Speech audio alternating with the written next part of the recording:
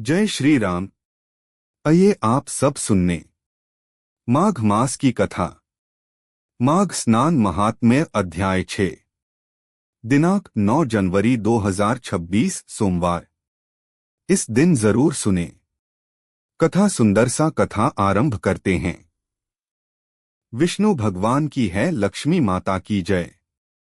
अध्याय 6। माघ स्नान से समस्त पापों का नाश और विष्णु लोक की प्राप्ति।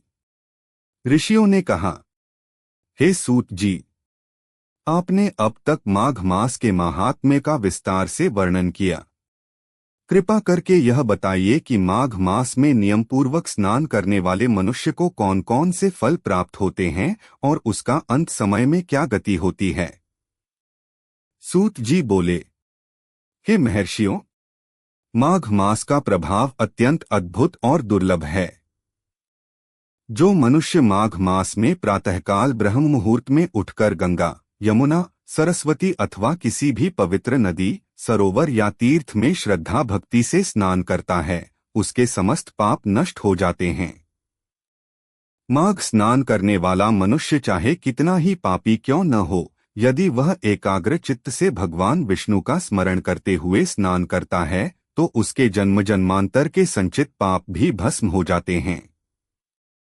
जैसे अग्नि में पड़ा हुआ सूखा ईंधन तुरंत जलकर राख हो जाता है, वैसे ही माघ स्नान से पाप नष्ट हो जाते हैं। सूत जी आगे बोले, माघ मास में स्नान करने के बाद जो पुरुष या स्त्री तिल, गुड़, अन्न, वस्त्र और घी का दान करता है, वह अक्षय पुण्य का भागी होता है। विशेष रूप से सोमवार के दिन माघ स्नान करने से भगवान विष्णु के साथ साथ भगवान शिव भी प्रसन्न होते हैं।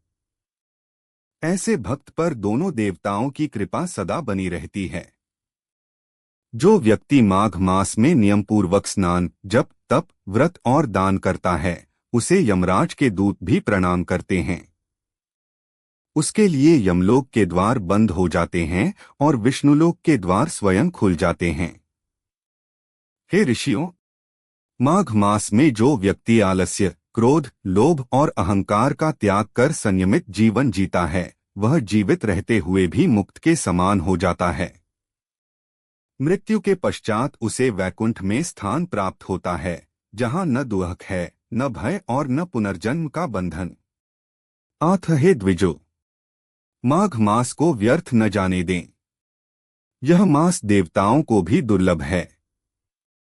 जो मनुष्य इस मास का आदर करता है, भगवान विष्णु स्वयं उसका उद्धार करते हैं। अगर आपको वीडियो पसंद आए तो लाइक, शेयर और सब्सक्राइब जरूर करें।